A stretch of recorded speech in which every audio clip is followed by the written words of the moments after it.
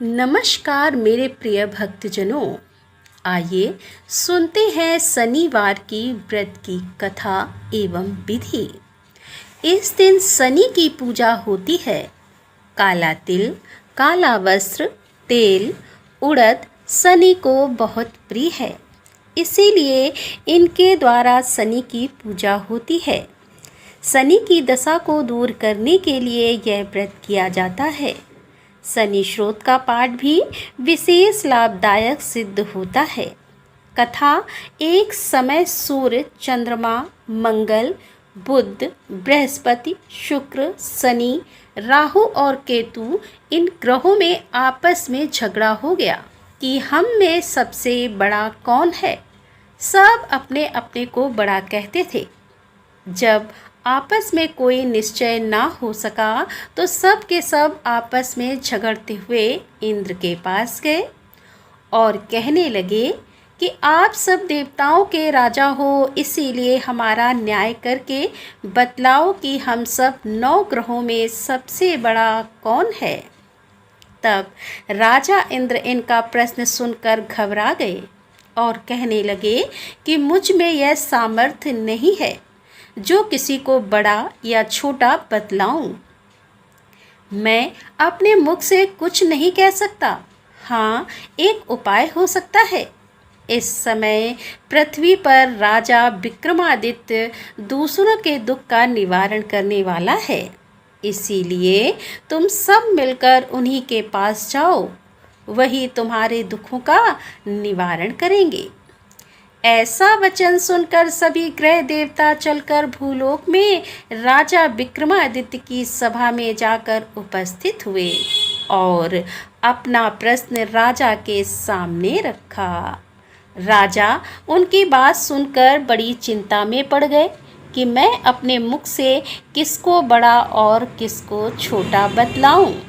जिसको छोटा बतलाऊंगा वही क्रोध करेगा, परंतु उनका झगड़ा निपटाने के लिए एक उपाय सोचा कि सोना, चांदी, कांसा, पीतल, सीसा, रांगा, जस्ता, अभ्रक और लोहा 9 धातुओं के 9 आसन बनवाए। अब आसनों को क्रम से जैसे सोना सबसे पहले और लोहा सबसे पीछे बिछाए गए। इसके पश्चात राजा ने सब ग्रहों से कहा कि आप सब अपने अपने सिंहासन पर बैठिए। जिसका आसन सबसे आगे है वह सबसे बड़े और जिसका आसन सबसे पीछे है वह सबसे छोटा जानिए। क्योंकि लोहा सबसे पीछे था और वह शनिदेव का आसन था, इसीलिए शनिदेव ने समझ लिया कि राजा ने मुझको सबसे छोटा बना दिया है। इस पर शनि को बड़ा क्रोध आया और कहा कि राजा, तू मेरे पराक्रम को नहीं जानता। सूर्य एक राशि पर 1 महीना, चंद्रमा 2.25 महीना 2 दिन मंगल, 1.5 महीना बृहस्पति और 13 महीने बुध और शुक्र 1 महीने, परंतु मैं एक राशि पर 2.5 अथवा 7 साल तक रहता हूँ। बड़े बड़े देवताओं को भी मैंने भीषण दुख दिया है।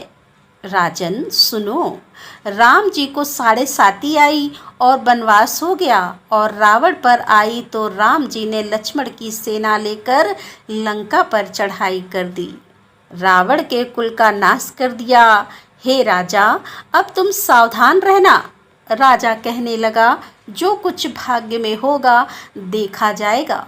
उसके बाद अन्य ग्रह तो प्रसन्नता के साथ चले गए, परंतु शनिदेव बड़े क्रोध के साथ वहां से सिधारे। कुछ काल व्यतीत हो जाने पर जब राजा को 7.5 की दशा आई तो शनिदेव घोड़े के सौदागर बनकर अनेक सुंदर घोड़ों के सहित राजा की राजधानी में आए। जब राजा ने सौदागर के आने की खबर सुनी तो अश्वपाल को अच्छे अच्छे घोड़े खरीदने की आज्ञा दी। अश्वपाल ऐसी अच्छी नस्ल के घोड़े देखकर और उनका मूल्य सुनकर चकित हो गया और तुरंत ही राजा को खबर कर दी।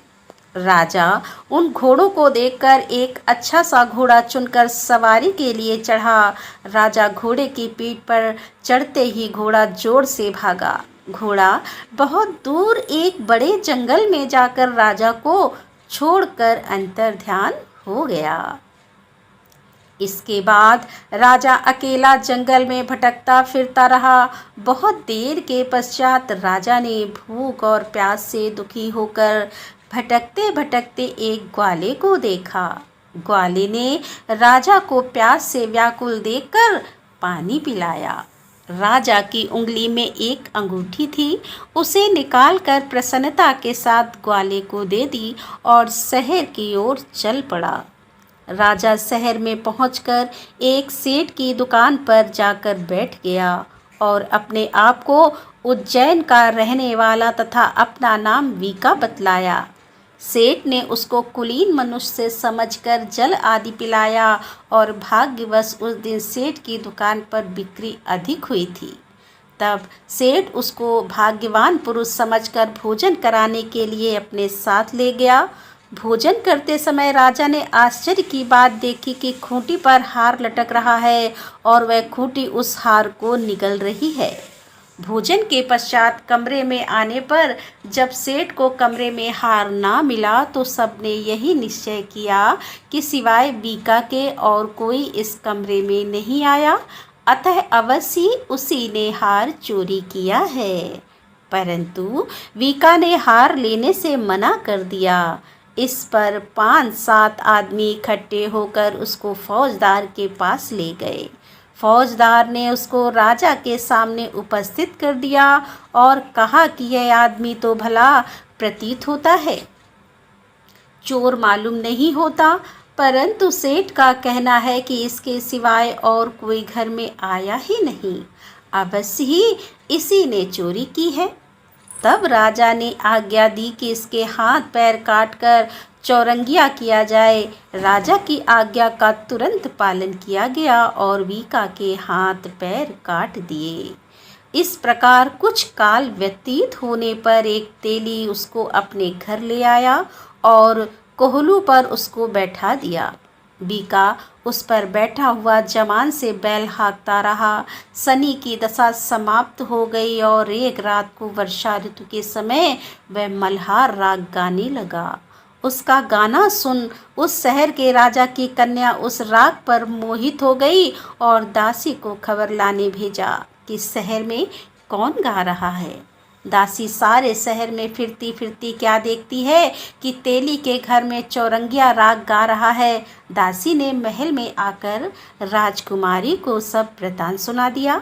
बस उसी क्षण राजकुमारी ने अपने मन में यह प्रण कर लिया कि चाहे कुछ हो, मैंने इस चौरंगिया के साथ विवाह करना है। प्रातःकाल होते ही जब दासी ने राजकुमारी को जगाना चाहा तो राजकुमारी अनशन व्रत लेकर पड़ी रही। तब दासी ने रानी के पास जाकर राजकुमारी के ना उठने का वृत्तांत कहा। रानी ने तुरंत ही वहां आकर राजकुमारी को जगाया और उसके दुख का कारण पूछा। तो राजकुमारी ने कहा कि माताजी, मैंने यह प्रण कर लिया है कि तेली के घर में जो चौरंगिया है उसी के साथ विवाह करूंगी। माता ने कहा, पगली, यह क्या बात कह रही है? तुझको किसी देश के राजा के साथ परणाया जाएगा।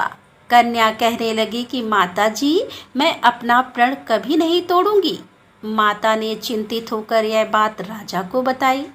तब महाराज ने भी आकर यह समझाया कि मैं अभी देश के देशांतर में अपने दूत भेजकर सुयोग रूपवान एवं बड़े से बड़े गुणी राजकुमार के साथ तुम्हारा विवाह करूँगा। ऐसी बात तुमको कभी नहीं विचारनी चाहिए।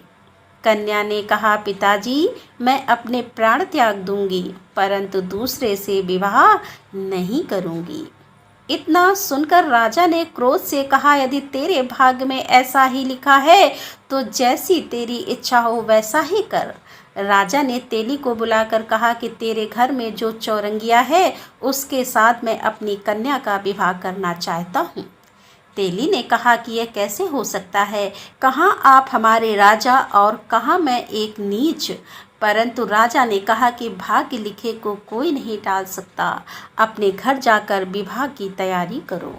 राजा ने उसी समय तोरण और वंदनवार लगवाकर अपनी राजकुमारी का विवाह चौरंगिया विक्रमादित्य के साथ कर दिया। रात्रि को जब विक्रमादित्य और राजकुमारी महल में सोए थे तो आधी रात के समय शनिदेव ने विक्रमादित्य को स्वप्न दिया। राजा, कहो, मुझको छोटा बतलाकर तुमने कितना दुख उठाया। राजा ने क्षमा मांगी। शनिदेव ने प्रसन्न होकर विक्रमादित्य को हाथ पैर दिए। तब राजा ने कहा, महाराज, मेरी प्रार्थना स्वीकार करें कि जैसा दुख आपने मुझे दिया है ऐसा और किसी को ना दें। शनिदेव ने कहा कि तुम्हारी प्रार्थना स्वीकार है। जो मनुष्य मेरी कथा सुनेगा या कहेगा उसको मेरी दशा में भी कभी किसी प्रकार का दुख नहीं होगा, और जो नित्य ही मेरा ध्यान करेगा, चींटियों को आटा डालेगा, उसके सब मनोरथ पूर्ण होंगे। इतना कहकर शनिदेव अपने धाम को चले गए। राजकुमारी की आंख खुली और उसने राजा के हाथ पांव देखे तो आश्चर्य को प्राप्त हुई। उसको देखकर राजा ने अपना समस्त हाल कहा कि मैं उज्जैन का राजा विक्रमादित्य हूँ। यह सुनकर राजकुमारी अत्यंत प्रसन्न हुई और प्रातःकाल राजकुमारी ने उसकी सखियों ने पूछा तो उसने अपने पति का समस्त वृत्तांत कह सुनाया। तब सब ने प्रसन्नता प्रकट की और कहा कि ईश्वर ने आपकी मनोकामनाएं पूर्ण कर दी हैं। जब उस सेठ ने यह सुना तो वह विक्रमादित्य के पास आया और राजा विक्रमादित्य के पैरों पर गिरकर क्षमा मांगने लगा कि मैंने आप पर चोरी का झूठा दोष लगाया, अतः आप मुझको जो चाहें दंड दें। राजा ने कहा, मुझ पर शनि देव का कोप था, इसी कारण यह सब दुख मुझको प्राप्त हुआ। इसमें तुम्हारा कोई दोष नहीं है। तुम अपने घर जाकर अपना कार्य करो। सेठ बोला कि मुझे तभी शांति होगी जब आप मेरे घर चलकर प्रीतिपूर्वक भोजन करेंगे। राजा ने कहा, जैसी आपकी मर्जी हो वैसा ही करें। सेठ ने अपने घर जाकर अनेक प्रकार के सुंदर भोजन बनवाए और राजा विक्रमादित्य को प्रीति भोज दिया। जिस समय राजा भोजन कर रहे थे, एक अत्यंत आश्चर्य की बात सबको दिखाई दी। जो खूंटी पर पहले हार निकल रही थी वह अब हार उगल रही थी। और जब भोजन समाप्त हो गया तो सेठ ने हाथ जोड़कर बहुत सी मोहरें राजा को भेंट की और कहा कि मेरे श्री कंवर नामक एक कन्या है, उसका पाणी ग्रहण आप करें। इसके बाद सेठ ने अपनी कन्या का विवाह राजा के साथ कर दिया और बहुत सा दान दहेज आदि दिया। इस प्रकार कुछ दिनों तक वहां निवास करने के पश्चात विक्रमादित्य ने शहर के राजा से कहा कि अब मेरी उज्जैन जाने की इच्छा है। फिर कुछ दिन के बाद विदा लेकर राजकुमारी मन भावनी सेठ की कन्या श्री कंवरी तथा दोनों जगह के दहेज में प्राप्त अनेक दास दासी, रथ, पालकियां सहित विक्रमादित्य उज्जैन की तरफ चले। जब शहर के निकट पहुंचे और प्रवासियों ने राजा के आने का संवाद सुना तो समस्त उज्जैन की प्रजा आगवानी के लिए गई। तब बड़ी प्रसन्नता से राजा अपने महल में पधारे। सारे शहर में बड़ा भारी महोत्सव मनाया गया और रात्रि की दीपमाला की गई। दूसरे दिन राजा ने शहर में यह सूचना कराई कि शनिश्चर देवता सभी ग्रहों में सर्वोपरि है। मैंने उनको छोटा बतलाया, इसी से मुझको यह दुख प्राप्त हुआ। इस कारण सारे शहर में सदा शनिचर की पूजा और कथा होने लगी। राजा और प्रजा अनेक प्रकार के सुख भोगती रही। जो कोई शनिचर की इस कथा को पढ़ता या सुनता है, शनि देव की कृपा से सब दुख दूर होते हैं। शनिवार की कथा को व्रत के दिन अवश्य पढ़ना चाहिए। बोल शनिदेव महाराज की जय। तो दोस्तों, ये थी आज की कथा। उम्मीद करती हूँ ये कथा आपको पसंद आई होगी। यदि कथा पसंद आई है तो वीडियो को लाइक कीजिए, दोस्तों के साथ शेयर कीजिए और हमारे चैनल को सब्सक्राइब कर लीजिए। तो दोस्तों, मिलते हैं अगले वीडियो के साथ। तब तक के लिए राधे राधे, जय श्री कृष्णा, हर हर महादेव, जय भोलेनाथ की।